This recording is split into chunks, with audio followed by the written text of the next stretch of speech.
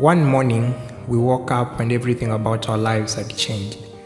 Suddenly, hugs and kisses became weapons, and not visiting our parents and grandparents became an act of love. Disneyland was no longer magical, and flying to Paris was no longer an act of romance. Our good old earth had been restored to its default minimum, and COVID-19 gave us the harshest reminder that we never really know what we have until it's gone. The world began to spin so fast, and in a moment, we forgot our place within it. Jobs and relationships got terminated. Freedom itself became elusive. From first world nations all the way to third world states, from powerful palaces to forgotten villages of the south, nobody was sure of what tomorrow would bring. In a moment, we realized that no matter who we are, no matter what we do, no matter who we prayed to, we are not so different from each other after all.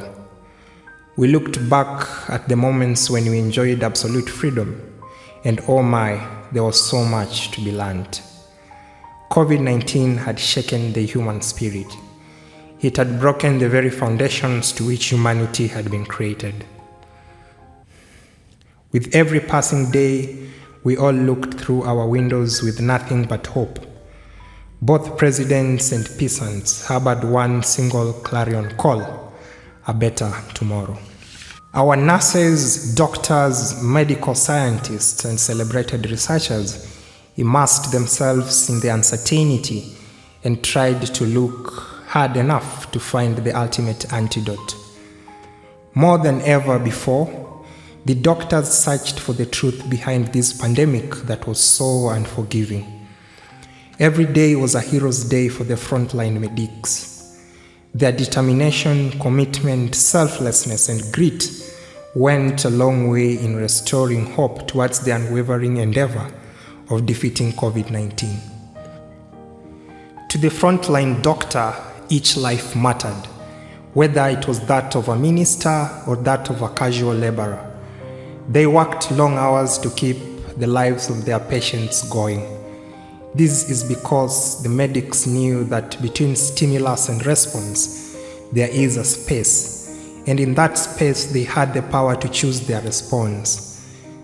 And whatever response they had chosen lied their God-given power to restore the meaning of life and freedom. If there is a room whose walls have had the most honest of prayers, then it's the hospital ward. Each passing minute spelled a better tomorrow for both the patients and their families. With zeal, they hoped to live long enough to see the sun rise again. It is this beautiful sense of hope and enthusiasm that also kept the doctor going. At the end of the day, the ultimate defeat of COVID-19 was a collective endeavor. A flicker of hope was in sight.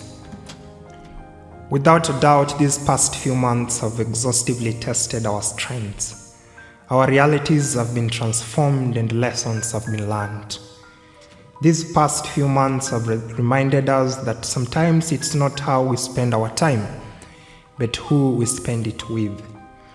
As the world continues to spin even fast, we must realize that the ground has shifted beneath our feet and that humanity is bigger than the sum of its past.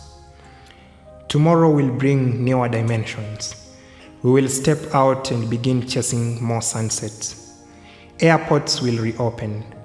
Bali and Santorini will rise just like a phoenix from the ashes, and we shall reconnect with one another with nothing but unconditional love.